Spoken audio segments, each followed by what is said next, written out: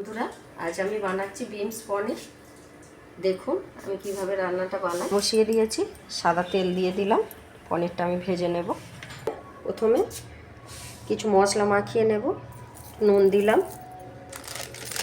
অল্প একটু হলুদ, জিরে গুঁড়ো,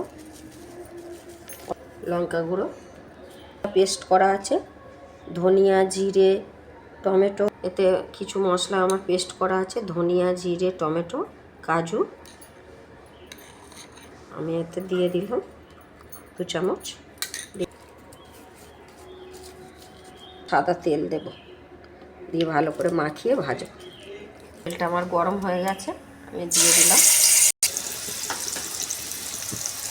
উল্টে দিলাম।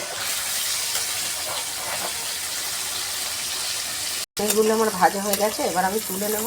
কিছুটা চন্দনী ফোড়ন দিলাম, কেটে রাখা 2টো আলু রেখেছিলাম দিয়ে দিলাম, আধখানা ক্যাপসিকাম কেটে রেখেছিলাম দিয়ে দিলাম, বিনসটা এবার দিয়ে দিলাম। বিনসটা ভাজা ভাজা হয়ে গেছে, আমি স্বাদ মতো নুন দিলাম।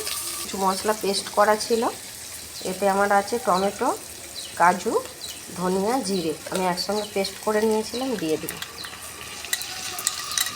মধ্যে আমি দেবো অল্প একটু হলুদ, একটু আমি লঙ্কা গুঁড়ো দিলাম। আমি একটু জল দিয়ে দেবো, দিয়ে কষাবো।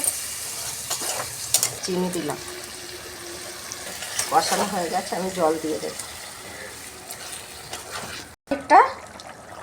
এবার আমি পনিরটা দিয়ে দিলাম। আছে, আমি এর মধ্যে দিয়ে দেবো এবার 1 চামচ বাটার। হয়ে গেছে বন্ধুরা আমার বিনস পনির। এই রেসিপিটা যদি ভালো লেগে থাকে লাইক, কমেন্ট, শেয়ার। ইউটিউব থেকে দেখলে সাবস্ক্রাইব করবেন, ফেসবুক থেকে দেখলে পেজটাকে ফলো করবেন। টাটা বন্ধুরা।